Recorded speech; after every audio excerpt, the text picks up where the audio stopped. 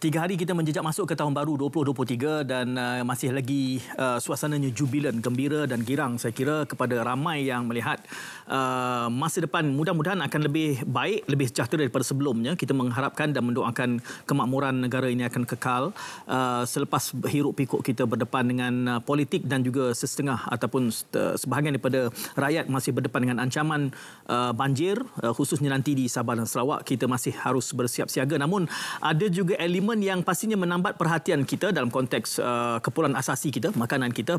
Pastinya itu antara persoalan-persoalan yang sentiasa sahaja kita mengharapkan mendambakan jawapan, pencerahan, suluhan. Dan untuk tujuan itu, naratif khas pada malam ini kita bersama wewenangannya, otoritinya bila kita ingin menjengah kepada isu keterjaminan makanan dan fokus kepada MAFS ataupun Kementerian Pertanian dan Keterjaminan Makanan. Jadi itu portfolio baru bersama menterinya yang berhormat Tuan Haji Muhammad Sabu YB. Assalamualaikum. Waalaikumsalam warahmatullahi wabarakatuh. Selamat datang ke RTM. Okey, sudah selepas kempen semua kita steady YB ya. Penat YB, saya dikhabarkan kata ada kesan juga kepada mata sibuk kempen itu. InsyaAllah sebahagian daripada perjuangan YB. Terima kasih kerana masih sempat bersama kami. YB mungkin tidak terlalu lewat untuk saya bagi pihak RTM juga, sementara YB hadir ke RTM ini mengucapkan tahniah ke portfolio baru ini. Saya menemubual YB dahulu semasa pertahanan dan portfolio yang jadi berpindah daripada pertahanan pergi kepada pertanian dan keterjaminan makanan ini. Sempat duduk untuk sebulan lebih dah sekarang ni. Jadi apa suasananya kalau boleh kita kongsi di situ dahulu? Pertanian dan keterjaminan makanan ini adalah masalah hidup seharian manusia. Dan suka atau tak suka kita kena hadapi masalah pemakanan ini. Kehidupan pertanian. Sama ada dia orang kaya kah, orang miskin kah, perlu makan. Jadi kemudian pula ditambah dengan dah perlu makan, keterjaminan pula. Ini Perdana Menteri meletakkan satu perkara yang baru yang perlu di samping ada pertanian dan terjamin pula makanan. Dan inilah yang diberi tanggungjawab. Dan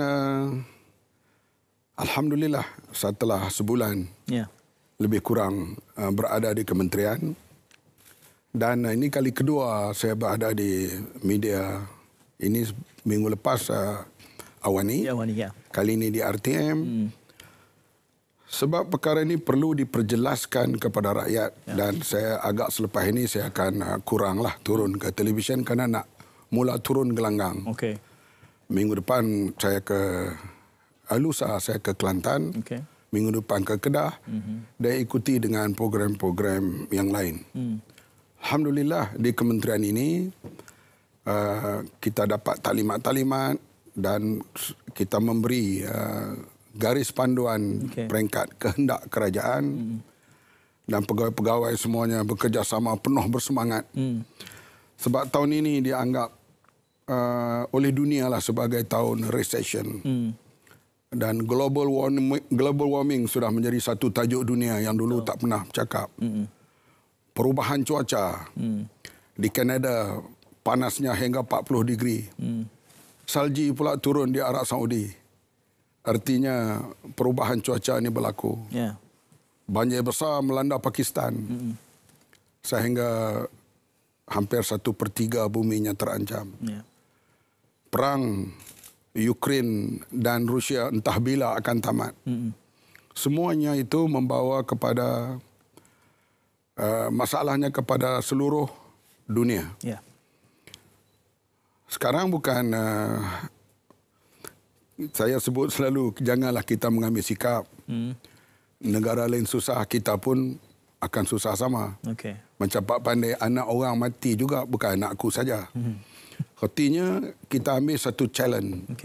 Apa yang berlaku di dunia luar supaya ianya tidak melanda negara kita krisis makanan yang besar. Di negara-negara Afrika bukan soal global warming. Sebelum ini pun kebanyakan rakyatnya tak cukup makan. Ditambah dengan soal yang berlaku di dunia sekarang, keadaan yang tidak menentu, cuaca, peperangan.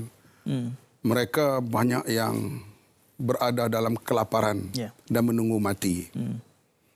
Alhamdulillah, kita tidak akan sampai ke peringkat itu. Dan kita kena ada perancangan, persediaan untuk kita hadapi, dan kita tahu negara kita memang ada sedikit sebanyak berlaku malapetaka, banjir, ribut, taupan, tapi tidaklah sehebat di negara lain. Baru-baru ini banjir yang berlaku, yang melanda terutama di 3 negeri, Kelantan, Terengganu dan Pahang. Memang banyak tanaman yang musnah, sawah padi yang musnah. Tapi tidaklah kita kata seteruk berlaku di negara lain. Kalau berlaku banjir, memang berlaku kematian yang banyak dan kerosakan yang begitu tinggi. Dan kita juga kena bersedia, dan setiap kali kita mendapat taklimat dan memberi taklimat di kementerian, alhamdulillah semua pegawai-pegawai berada dalam keadaan siap siaga untuk kita hadapi cabaran tahun ini dan tahun akan datang yang sedang melanda seluruh dunia ini. Dan kita nampak insya-Allah kita bersedia, dan dengan cuaca, dengan semangat rakyat yang ada, dengan bumi yang subur ini, kita akan hadapi dengan tenang dan kita akan mampu menghadapi cabaran ini insya-Allah. Sudah tentulah dengan usaha kita dan pertolongan daripada Allah Subhanahu Wa Taala. Amin. InsyaAllah, mudah-mudahan. YB, sebelum kita pergi, mungkin tadi banyak yang YB sebutkan kemungkinan-kemungkinan, dan juga menarik tadi kerana YB menyentuh soal kesiapsiagaan.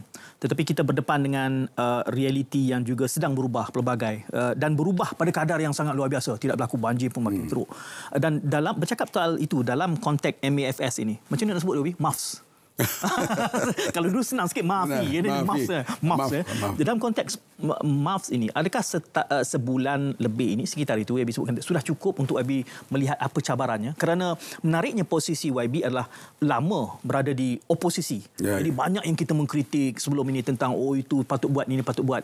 Termasuk dahulu saya tanya soalan yang sama sewaktu di portfolio pertahanan. Kini di MAFS ini pula, mungkin ada sisi pandang yang dahulu tidak ternampak. Kini YB lihat bahawa apakah 1 sebulan lebih ini cukup untuk faham cabaran kita? Belum cukup. Sebab the process of learning, proses belajar ni tak ada noktah.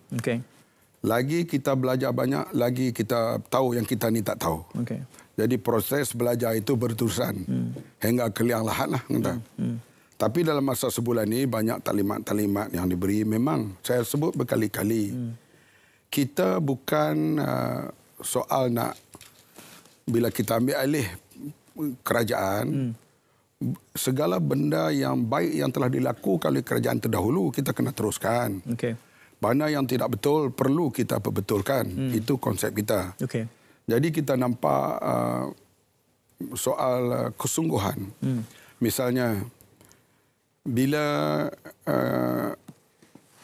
perkara yang kita beri, misalnya pinjaman-pinjaman yang berbentuk ada geran daripada kerajaan, ada baiknya, dan kalau tersilap urus dia jadi ada kelemahannya. Sebab kalau geran ni mereka fikir tak perlu bayar. Jadi sepatutnya itu adalah, kalau dipikir itu wang rakyat, yang mendapat geran itu patutnya bekerja lebih kuat untuk membayar balik wang yang diberi oleh kerajaan itu. Dan kalau geran itu tak perlu bayar, dia kena usaha supaya betul-betul berjaya. Supaya apa yang diberi kepada mereka itu menjadi inisiatif kepada orang lain pula untuk mendapat bantuan-bantuan. Perkara ini perlu kita tekankan dari masa ke semasa. Kadang-kalanya kita melihat orang yang membuat pinjaman tanpa geran. Mereka kadang-kalanya berjaya kerana mereka terpaksa bekerja kuat untuk membayar hutang bank dan sebagainya. Tapi ada juga yang mendapat geran ini yang berjaya. Itu bergantung kepada dedikasi dan semangat sikap yang kita mesti tanamkan kepada rakyat kita, kepada mereka yang nak terlibat dalam apa-apa perniagaan sekalipun, termasuk perniagaan hal-hal makanan, ternakan dan sebagainya. Adakah itu gambaran bahawa di bawah kepimpinan yang berhormat, elemen geran ini akan dilihat semula? Kerana itu mungkin akan menimbulkan keresahan setengah pihak yang selama hari ini melihat ada geran, kalau dah tak ada geran dah di bawah yang berhormat Mat Sabu, dia kata tak ada geran. Ada tidak, bukan kita mau bila kita memberi suatu geran itu, kita mesti jamin supaya mereka bekerja lebih kuat untuk membuktikan bahawa kita boleh berjaya. Itu yang paling penting. Kita tidak mau misalnya dengan kalau ada geran, misalnya kalau misalnya saya sebut NFC, wet apa ni? Feedlot. Feedlot itu satu program yang cukup baik. Betul. Cukup baik dia punya di atas kertas kerjanya. Tapi pelaksanaannya itu yang merosakkan. Kenapa dibeli perkara yang tidak perlu dahulu? Sebelum kita menambah baik tempat, iaitu ternakan lembu, soal rumput, soal dan sebagainya, perkara-perkara itu. Jadi satu perkara yang begitu baik, tersalah urus, akhirnya ia meninggal satu titik hitam dalam sejarah. Saya sekarang ni, kalau ada mereka yang ada modal, yang ada wang dan ada tanah, atau pihak kerajaan negeri membeli tanah, kita kena lahirkan semula feedlot ini. Karena ini yang boleh membawa kejayaan.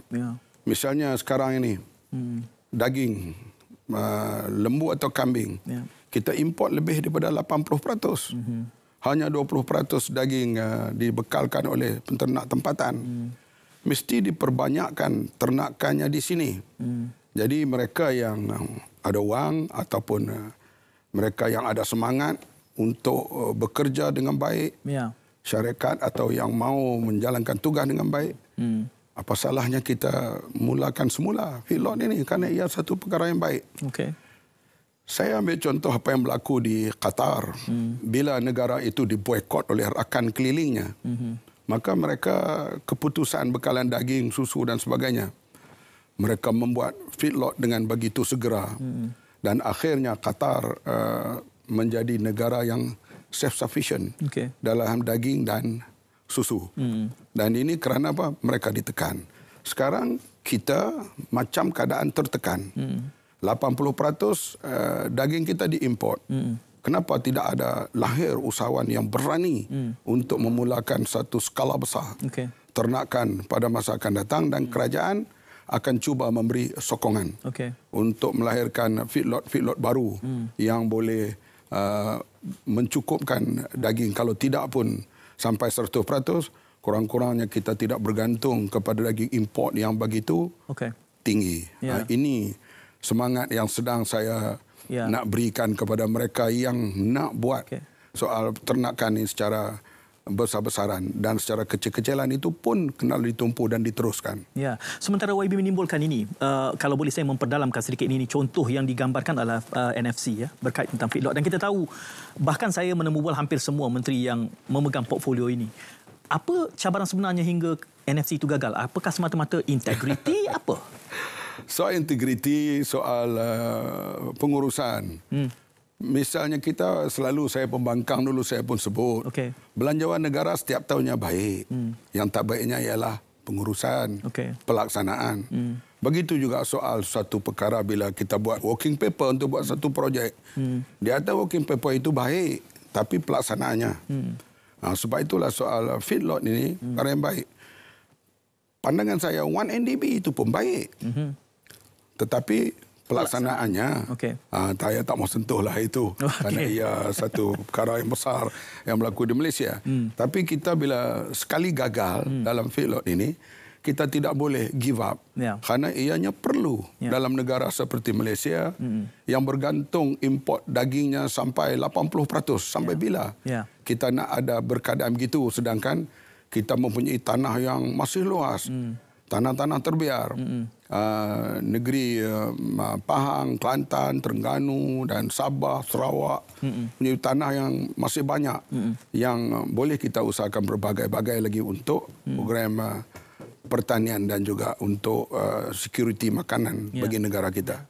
Saya bangkitkan soalan itu tadi, YB, kerana saya kira rakyat Malaysia masih lagi, bukan mungkin orang menyebutnya sebagai fobia, tapi ia juga satu stigma. Feedlot lagi, NFC lagi. Jadi orang akan bertanya bagaimana ia dilakukan di bawah kerajaan ini secara berbeza supaya kita tidak mengalami nasib yang sama, ratusan juta kehilangan ditiup angin begitu saja dan kita perlu menanggung segala hutang-hutang itu. Kita kembali untuk kita berjadah seketika dan kembali nanti kita memperdalamkan lagi aspek tentang keterjaminan makanan dan juga security ini. Jangan ke mana-mana.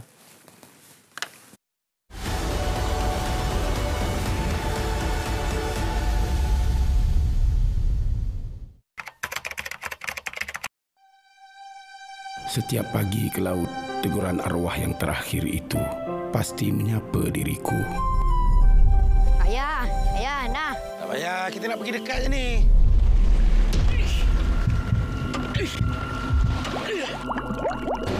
Bashir! Tolong! Pak Husin, Pak.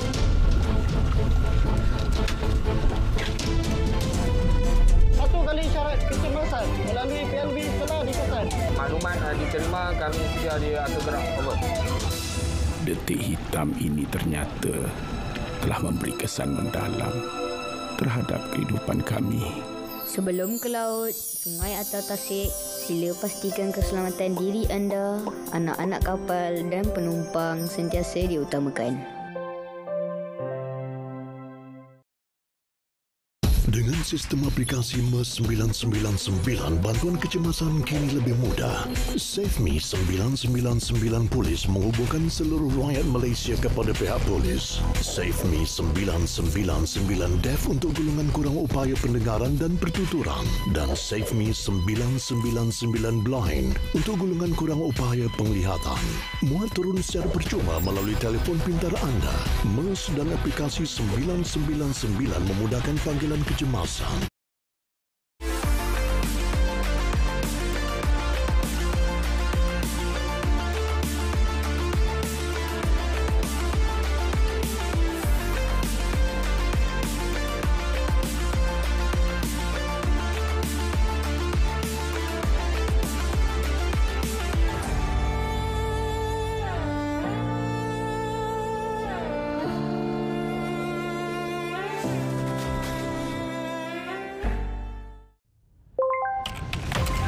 Dalam kita membangunkan aplikasi yang memberi kesejahteraan kepada negara, ada yang menyalahgunakannya. Sejak kebelakangan ini, terdapat peningkatan ketara dalam penyebaran maklumat atau berita palsu yang boleh menimbulkan kekeliruan dan kegusaran di kalangan masyarakat. Ancaman berita palsu tanpa verifikasi sumber, fakta dan maklumat memberi impak serta implikasi negatif kepada rakyat dan negara. Sebarang penyebaran berita palsu akan dikenakan tindakan undang-undang serta didakwa mengikut Seksyen 505 Kanun Kesiksaan dan Seksyen 233 Akta Komunikasi dan Multimedia 1998. Denda maksimum RM50,000 atau penjara tidak melebihi 1 tahun atau kedua-duanya dan juga denda selanjutnya setiap hari kesalahan berjumlah RM1,000. Bersama, cegah berita palsu. Sebar fakta, bukan dusta. Tidak pasti, jangan kongsi.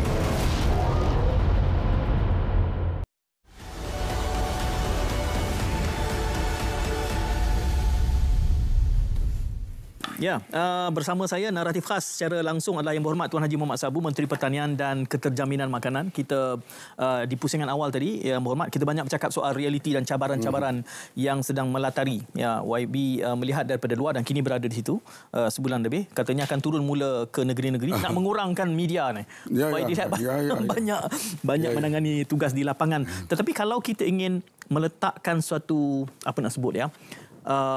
mungkin sebagai tagline atau pendekatan polisi Yang Berhormat di MAFS ini, apakah polisi itu kalau ada gagasan besar yang cuba dibawa pada kali ini? Polisi yang paling utama kita pastikan bahawa makanan kita cukup dan terjamin. Ini dua perkataan, cukup dan terjamin. Jadi nak mencukupkan itu terutama sekali daripada bekalan lah. Misalnya beras kita masih lagi mengimport lebih kurang 30%. 70% dengan keluaran tempatan. Saya dah dapat taklimat daripada pegawai-pegawai termasuk daripada rakan-rakan yang terlibat dengan hal beras ini.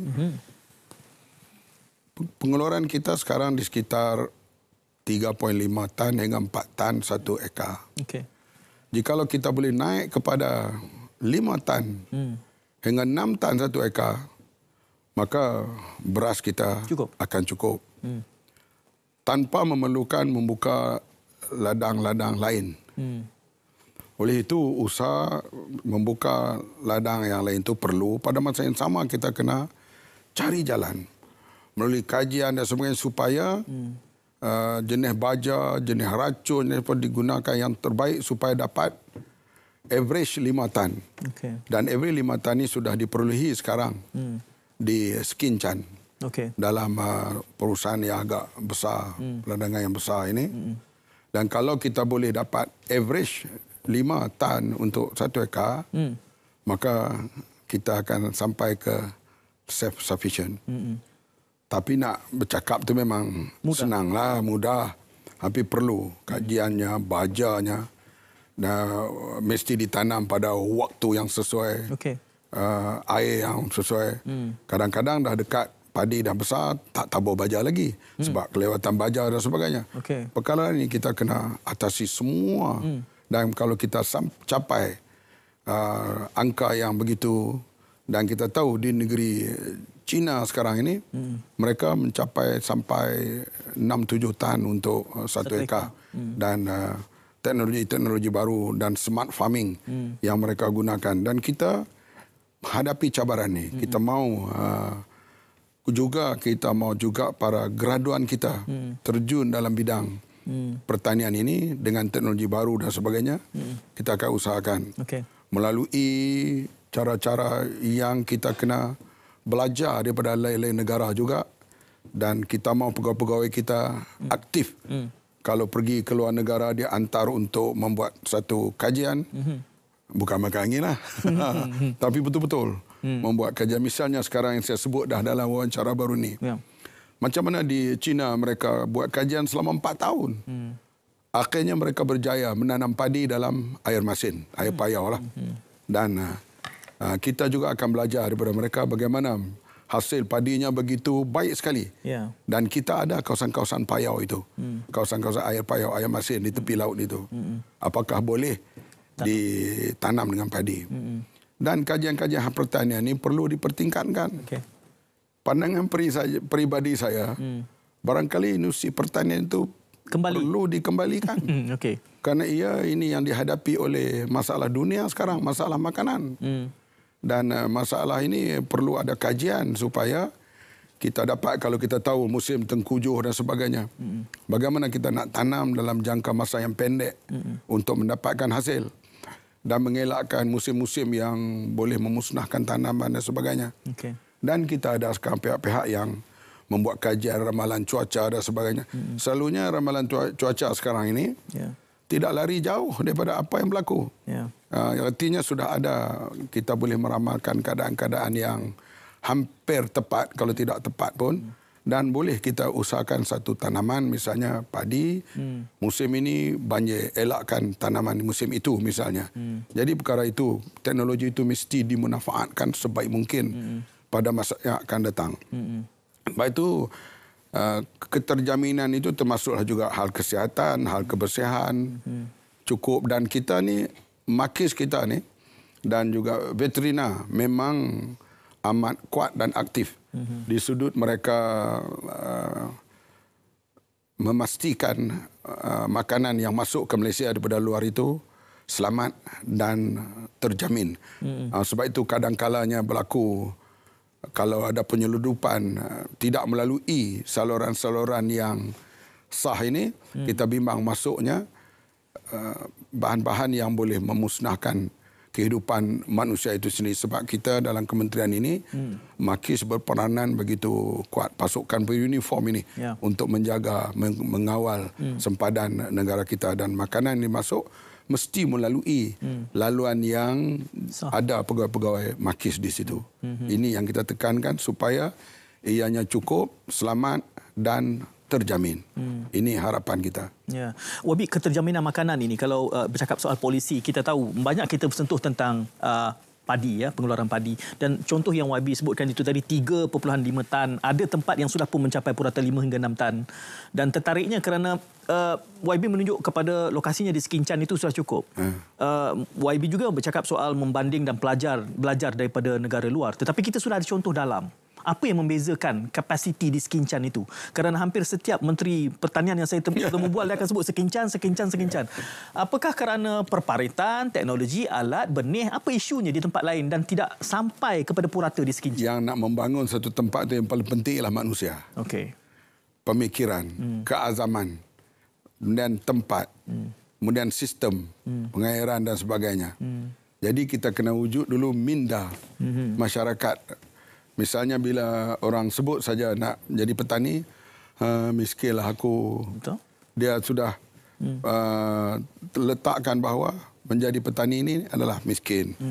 Dan kita lihat sekarang ini sudah lain.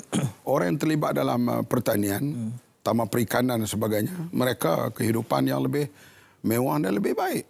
Jadi soal itu, minda itu perlu diubah terlebih dahulu. Memang dah ada pemikiran rakyat kita memang progresif, berubah. Mereka terlibat dalam pertanian ini. Tapi Sekincan itu memang sudah menjadi contoh lama. Kerana mereka telah berusaha di situ dan kita boleh lalu di tepi jalan, kita boleh nampak padi-padi mereka itu dengan tinggi, besar dan sebagainya. Pokok-pokoknya itu kukuh. Yeah. Jadi kita banding dengan kawasan-kawasan lain. Tamak sekali kadang-kadang kita nampak kalau padi itu masak tak nampak padi. Nampak rumput-rumput yang lebih tinggi. Apa jenis-jenis dipanggil berbagai jenis rumput lah. Perkara ini perlu diperhatikan. Apakah kerana jenis racun yang tidak sesuai? Yeah. Apakah kerana di sembur racun itu tidak mengikut waktu? Itu semua perlu artinya kementerian ini untuk menunjuk ajar kepada petani kena berterusan. Kena terus gigih. Kerana petani kita pula ada setengahnya telah kebanyakannya orang-orang yang telah berumur yang terlibat. Sebab anak-anak muda banyak keluar ke bandar untuk mencari pekerjaan dan sebagainya.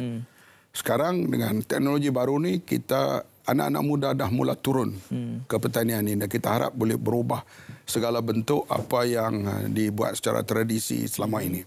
Dan ia memang boleh menguntungkan kalau kita pergi kepada cara yang betul, insyaAllah. Okay. Ya. Ada beberapa perkara yang timbul di fikiran saya, YB, kerana bila bercakap soal mencukupkan bekalan ini, selalu saja kita akan beralih kepada import kerana selalu saja disebut import lebih murah daripada kalau kita keluarkan sendiri secara dalaman. Jadi elemen kos itu selalu saja menjadi pertimbangan dan kita tahu ini menjadi beban kepada petani juga. Bagaimana, maaf saya? Ya, food security ini menjadi satu tajuk pada kita. Bergantung pada import.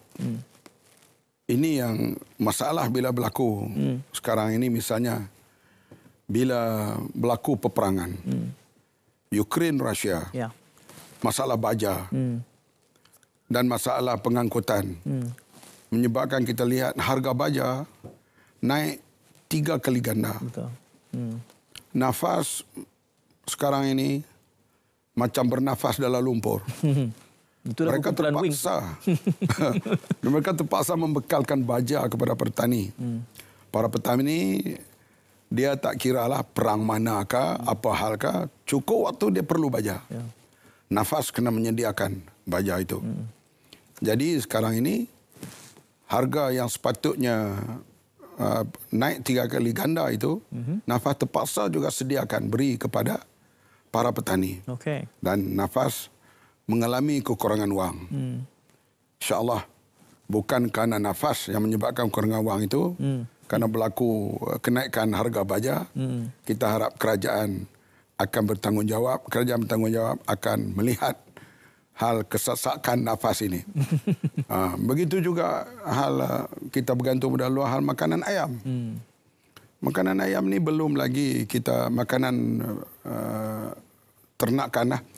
Belum lagi dapat garis penyelesaiannya. Okay. Yang kita sebut tadi peringkat kajian. Saya dah sebut dah minggu lepas sudah hampir selesai. Iaitu grain corn. Okay. Jagung yang digunakan untuk makanan ayam. Sebab saya diberitahu oleh penternak 70% daripada campuran makanan itu mesti 70% daripada green corn. Sekarang ini banyak terdapat di Brazil, di Argentina, di negara-negara yang jauh itu. Dan kita import daripada mereka. Dan bila dah siap kajian ini, kita harap polisi kerajaan kita akan menekankan supaya tanaman green corn ini diutamakan dalam masa yang singkat. Mulai tahun ini kita harap telah ada estate ataupun syarikat yang sanggup menanamnya supaya kita dapat menyediakan bahan utama makanan ternakan ini. Ayam, lembu dan sebagainya. Rupanya green corn ini makanan utama. Jagung yang terdapat di Malaysia ini jagung jenis makanan manusia. Bukan untuk buat dedak ayam. Bukan untuk buat dedak ayam. Tapi kita dah saya diberi taklimat bahawa kita dah sampai ke penghujungnya dan sudah siap, dan tahun ini kita dah boleh menanam.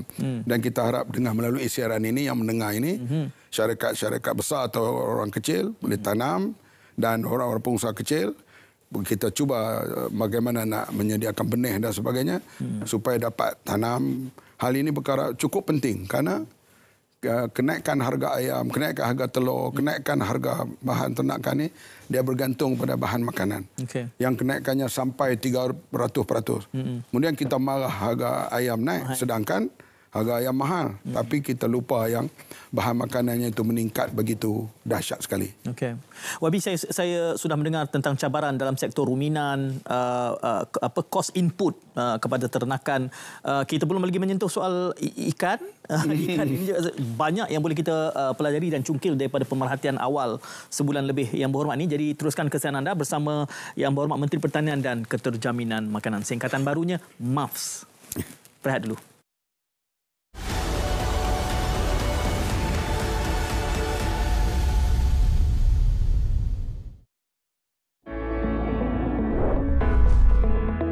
Malaysia sebuah negara yang kaya dengan kepelbagaian biodiversity dan tersenarai sebagai 17 negara megadiversity di dunia.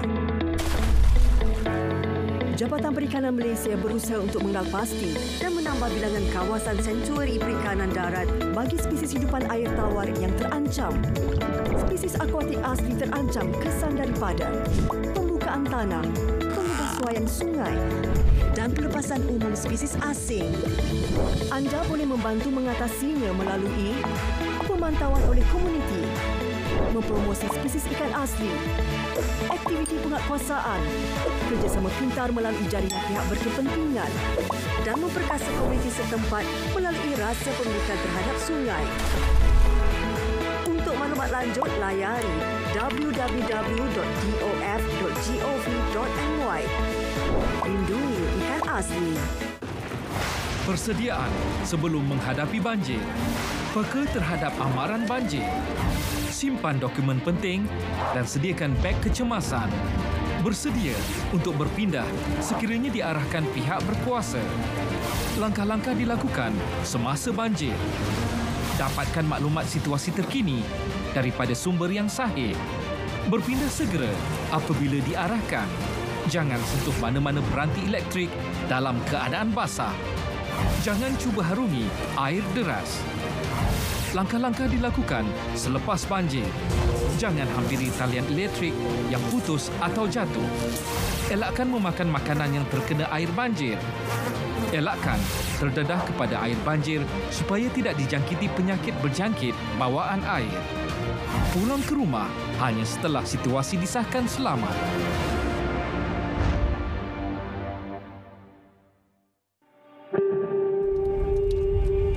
Kakak, jangan buat macam tu. Kenapa?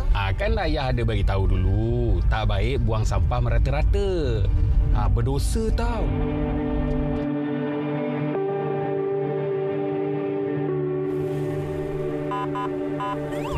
Kena dah. Saman ni. Tuan. Apa bagi, Cik? Minta IC, Cik? Boleh. Kesalahan lampu merah, Cik. Tuan, Tuan, kau timah sikit, Tuan. Ayah, janganlah macam tu. Itu kan rasuah. Berdosa tau. Betul apa yang nak Cik cakap. Jangan lama macam tu, Cik. Ni saman. Maaf, Cik. Hati-hati madu, Cik.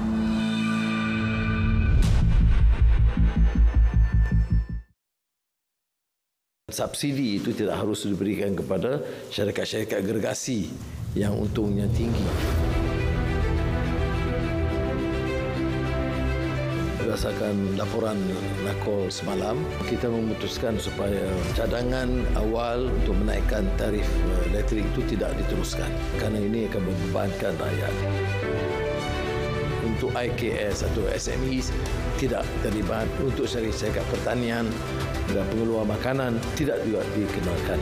Jadi dari segi rakyat ini tidak ada langsung cadangan kerajaan untuk menaikkan kadar tarif elektrik.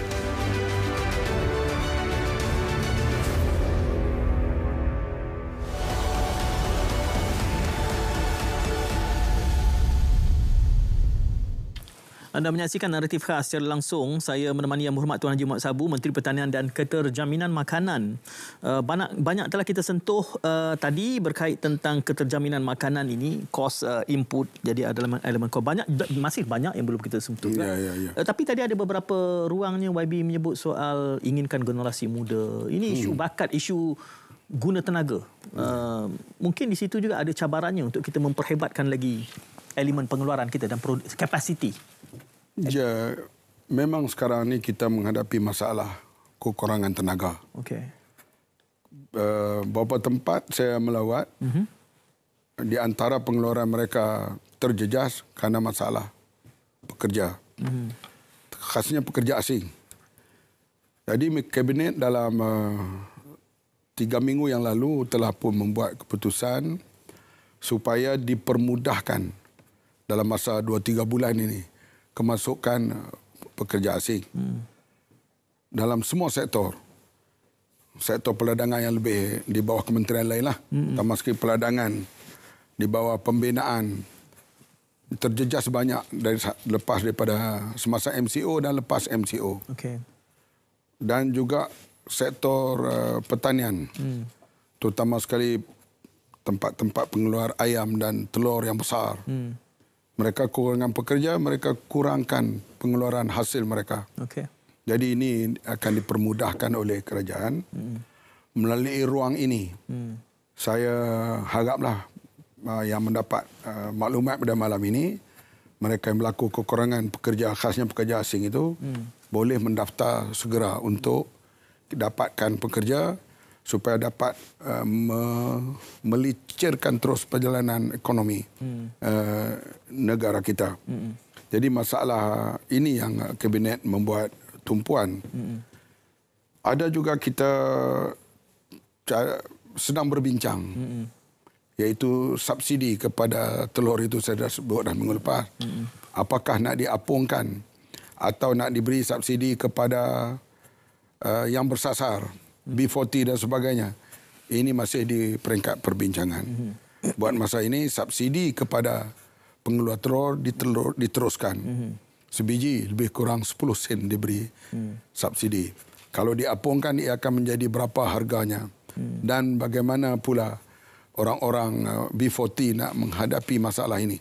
Semuanya itu kita tidak buat dengan tergesa-gesa. Melalui pincangan, melalui kajian, kalau ianya bersesuaian, baru pergi kepada pengapungan dan juga subsidi bersasar. Ini di peringkat kajian lagi. Buat masa ini kita terus dengan subsidi kepada pengeluar-pengeluar telur ini.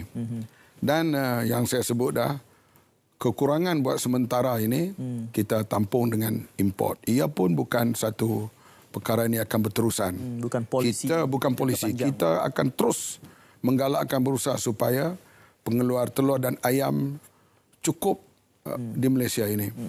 Masa ini pun ayam diberi juga subsidi kerana ianya belum lagi cukup. Dan kita kata tadi ayam juga macam juga telur menghadapi masalah kenaikan harga makanannya yang terlalu tinggi. Dan juga jangan lupa pula nilai ringgit kita yang begitu merosot dan sekarang sedang meningkat semula nilai ringgit ini. Ini memberi kesan kepada harga import barang-barang makanan. Dan nilai ringgit semakin baik sekarang ini. Kita harap berterusan baik. Kalau nilai ringgit semakin meningkat, maka nilai import kita mengikut dolar itu akan lebih turun harganya. Kan nilai ringgit memainkan peranan juga di samping kerana masalah peperangan, masalah kekurangan bekalan dan sebagainya. Kemudian nak mencukupkan makanan ni juga, kita ambil ikan dah sebut dah tadi. Saya suka sekarang melawat tempat-tempat aquaculture. Di mana pengeluaran ikan ini sekarang di peringkat 30%. Okay.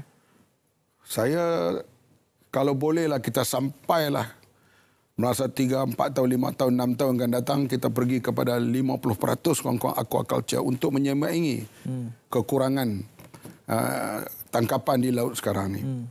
Kita tidak boleh biar sampai bila-bila orang-orang bawahan menderita dengan nak beli ikan yang murah tetapi mahal. Ikan kembung sampai RM20. Ikan pelata, ikan kedera, ikan tamban, ikan-ikan yang dianggap... ikan kedera tak pernah dengar tu. Itu ikan rakyat lah memanggil. Okay. Tapi sekarang ni kita lihat dengan aquaculture ini, siakap sudah menjadi agak murah. Okay. Sampai bawah daripada RM18 sekilo. Karena sudah banyak orang menternak ikan siakap ini. Khasnya di Batu Kawan di Pulau Pinang. Tapi sebagian besarnya mereka ekspor kerana pasaran di luar lebih menguntungkan mereka. Tapi tidak ada masalah kalau kita sebahagian besarnya kita minta mereka jual di pasaran tempatan. Dan juga ternakan udang, walaupun kita lihat ada tempat yang gagal tapi banyak yang berjaya. Ternakan yang berjaya dan menambahkan lagi di pasaran tempatan ini. 30% itu terlalu sedikitlah. Boleh dipertingkatkan. Kita mempunyai tanah yang masih luas di tepi pantai yang kita nampak kosong. Boleh digunakan air laut, air masin itu untuk membuat aquaculture yang baik. Dan di dalam laut ternakan seperti di Batu Kawan, begitu luas ternakan ikan di situ. Dan banyak hasilnya cukup hebat kepada penternak dan juga untuk mencukupkan makanan protein itu di Malaysia. Jadi saya harapkanlah bank-bank khasnya bank agrobank lah dapat membantu kalau mereka yang nak terlibat dalam usaha aquaculture ini secara baik, secara yang terperinci supaya kita dapat kita kata mencukupkan makanan dan jangan harga yang terlalu tinggi. Bagi kita kalau ikan kembung RM20, saya sendiri pun tak belilah, mahal sangat. Tak kalah 5-6 ekor kita beli ikan tu sampai RM20. Jadi satu perkara kita tak boleh mengeluh, tapi kita kena berusaha. Kenapa tanah kita sesuai, laut kita sesuai, tambahkan ombaknya tidak kuat di sebelah Selat Melaka. Daripada Johor sampai ke Penang, lautannya luas dan ombaknya tidak kuat. Aquaculture sesuai dibuat di tempat-tempat ini dan kita perlu perbesarkan lagi dan memberi galakan dan kesungguhan. Dan bank bukan hanya agrobank saja, bank-bank lain pun kena usaha membantu supaya kita dapat mencukupkan bahan makanan di Malaysia ini dan terjamin untuk masa hadapan. Ya. Wabi, sepanjang kita berbicara berapa minit, 43 minit ini, ada penonton kita yang bertanyakan soalan. Saya kira menarik untuk diulas juga. Muhammad Syahni Abdullah, dia kata sikap itu adalah cabaran nombor 1 kerana ramai terlibat dalam usaha tani anggap tidak perlu pemahaman sains untuk meningkatkan daya pengeluaran. Kami kongsi soalannya di Kaca TV ini, soalan di Facebook. Untuk itu perlukan disiplin ilmu. Ramai pegawai pengembangan pertanian tiada pengalaman hakiki sebagai petani, maka penyampaian khidmat nasihat sering tidak berjejak di bumi nyata dan lebih kepada teori. Saya mengangkat soalan ini di Facebook untuk ditangani oleh Yang Berhormat selepas kita berehat seketika. Jadi teruskan kesetiaan anda.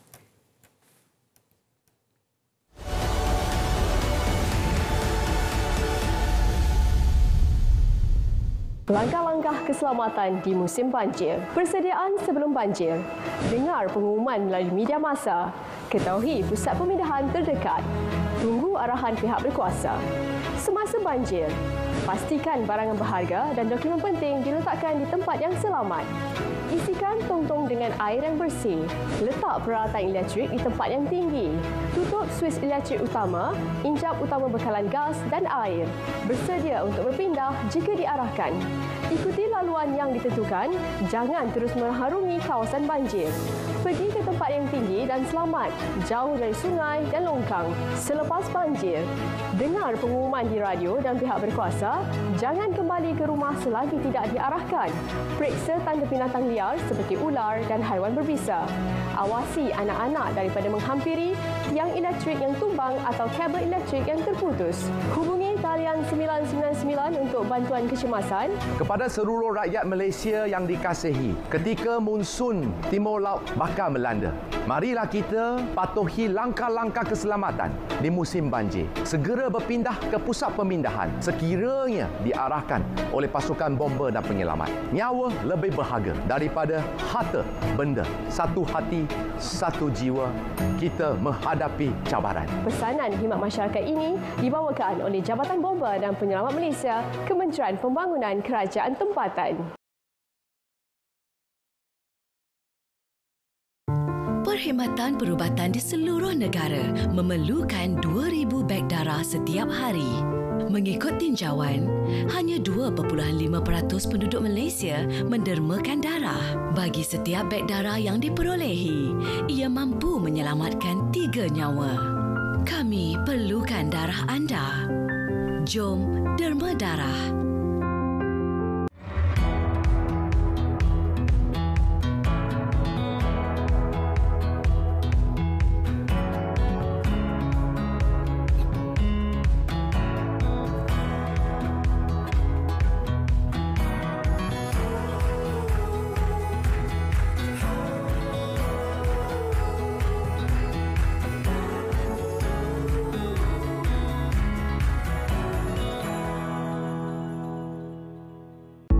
Malaysia antara 10 negara dengan kadar transplantasi terendah di dunia pada tahun 2021. Kini, anda boleh mendaftarkan diri sebagai penderma organ melalui MySejahtera. Jom daftar dan kemas kini sebagai pengikrar derma organ.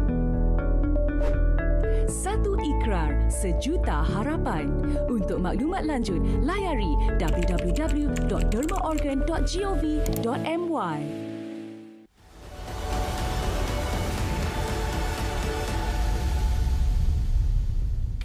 Secara langsung bersama Menteri Pertanian dan Keterjaminan Makanan, saya gantung satu soalan. Dia petik dari Facebook tadi, Muhammad Syahni Abdullah. Ini penonton setia kita, tapi bukan kaling-kaling juga ni.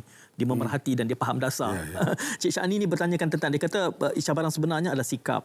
Dan ada pihak yang menganggap bahawa kepahaman dan aplikasi sains itu tidak begitu relevan dalam sektor ini.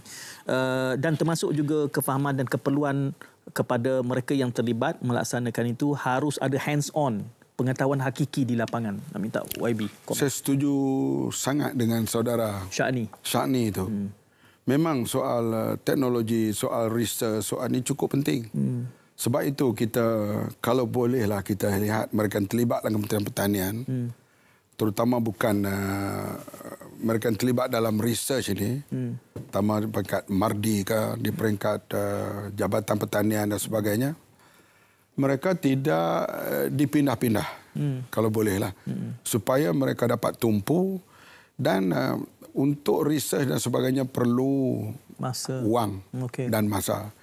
Sebab itu saya minta pihak kerajaan kena ini security makanan, peruntukan mesti disediakan untuk terutama sekali dalam research. Kita lihat di Indonesia, di China sekarang, mereka amat tumpu dalam hal soal research ini.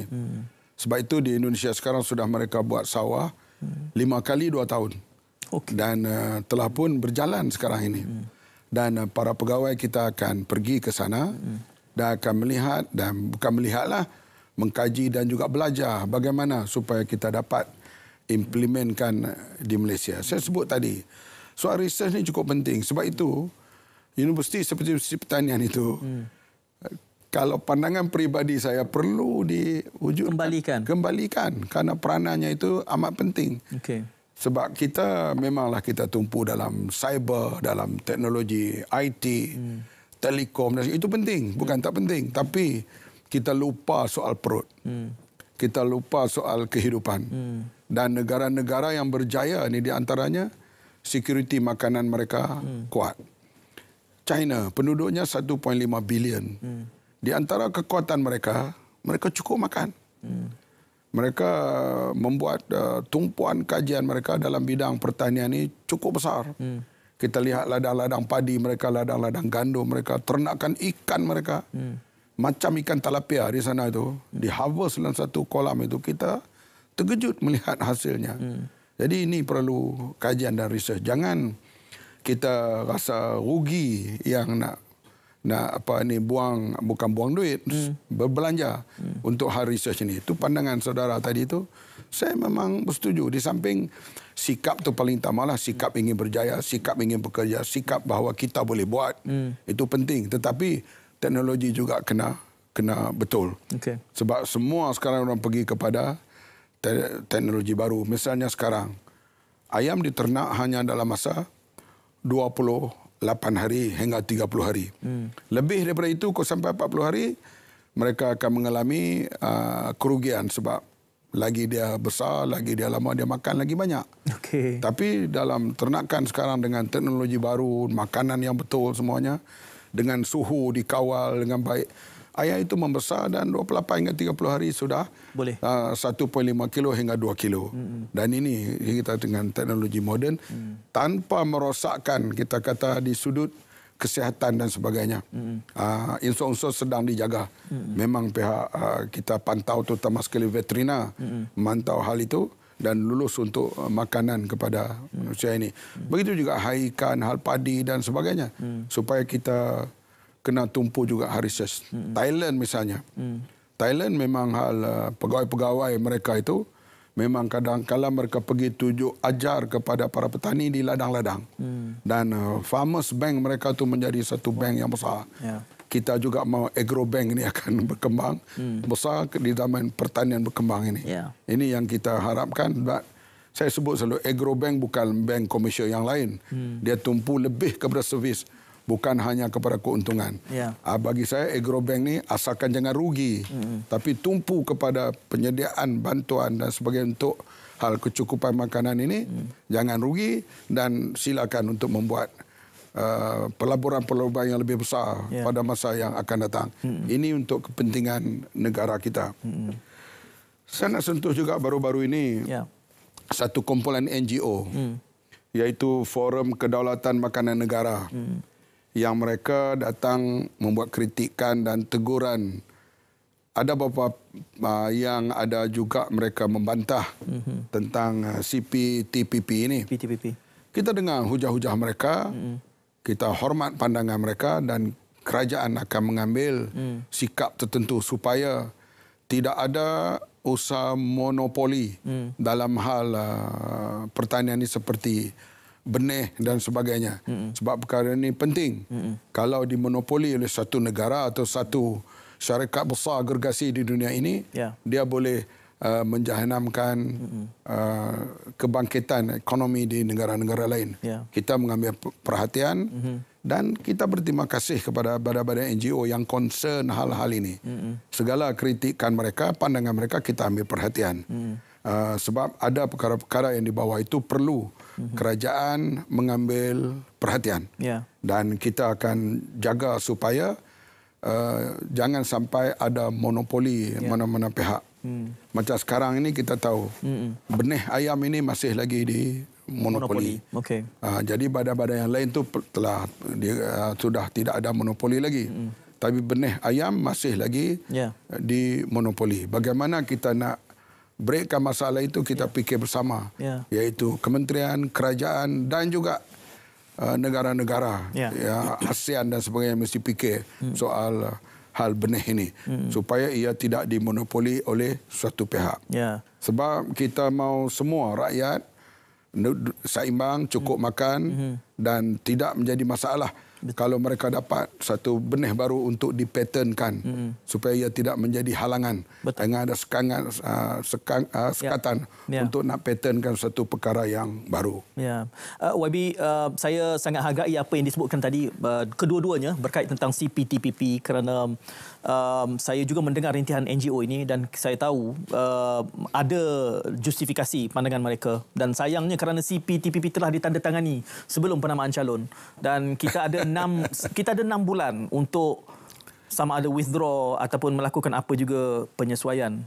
Tapi selepas ia ditandatangani, jadi saya harap kerajaan semasa ini lebih telus di dalam berdepan. Apabila MAF sendiri menyatakan bahawa akan mendengar rintihan ini, saya sangat hargai. Dan juga tentang, saya pernah menemubual berkait tentang benih ayam ini. Hanya 4 syarikat saja yang mengendalikan pengeluaran benih ayam ini. Jadi bagi saya monopoli ini seperti telah dibiarkan wujud. Mudah-mudahan itu dapat ditangani dalam kerajaan yang ini, YB. InsyaAllah kita cuba dan memang pihak MITI telah memberi penjelasan. Penjelasan mereka daripada pihak kita tidak akan rugi, terkepung. Walau bagaimanapun kita beri pandangan-pandangan balas. Dan kita harap ianya berlaku pada negara-negara. Pandangan balas ini tidak ada masalah. Supaya kita tidak dikongkong terjebak dengan sesuatu perjanjian itu. Tapi kita yakin pihak MITI dan pihak Kementerian Keuangan kaji dengan teliti dan kita hadapi perkara ini dengan bersama dengan rakan-rakan yang lain, rakan-rakan negara yang lain yang menandatangani perjanjian ini. Dan kita tahu bahawa nak keluar atau tidak itu bergantung kepada sumber daripada berbagai perkara, daripada perkara sama ada betul-betul ia merugikan atau itu hanyalah pandangan-pandangan sementara yang boleh kita ubah dari masa ke masa. Ini kerajaan akan cuba melihat secara yang terbaik hal ini. Saya hargai keterbukaan itu. Saya ada sekitar 1.5 minit saja lagi. YB ada pernah sebelum ini membicarakan tentang tanah. Jadi kalau keterjaminan atau jenis laut tu panjanglah, mungkin boleh mendapat kuasa yang tertentu mengelak tambakan. Tapi kalau dalam konteks tanah ini, kita ada 1.5 minit nak membincangkan tentangnya. Tanah ini memanglah dia kuasa kerajaan negeri. Kita harap dalam hal keterjaminan makanan, hal pertanian ini, kurangkanlah birokrasi politik. Ini negeri, orang ini perintah, orang ini perintah. Yang pentingnya sebarang kita mengizinkan pembukaan tanah untuk pertanian, untuk aquaculture dan sebagainya, ia memberi faedah kepada orang yang mengusahakan dan kepada manusia yang lain. Saya yakinlah negeri-negeri yang bukan di bawah kerajaan perpaduan pun akan memberi kerjasama. Saya yakin itu sebab ini soal sejagat. Dan kita sebab dia soal makanan ini dia tak kira sempadan, tak kira agama, tak kira kaum, tak kira taraf hidup, semuanya perlu. Sebab itu kalau kita bermain politik hal soal makanan ini, ia akan terjejas kemanusiaan itu sendiri. Sebab itu sekatan-sekatan yang berlaku di peringkat internasional pun sekarang, ianya tidak popular. Karena soal ini soal yang cukup penting. Misalnya kita tengok sekarang ini, bila berlaku kematian akibat tidak cukup makan di negara-negara Afrika, sebenarnya dunia rasa bersalah sepatutnya. Kerana ada tempat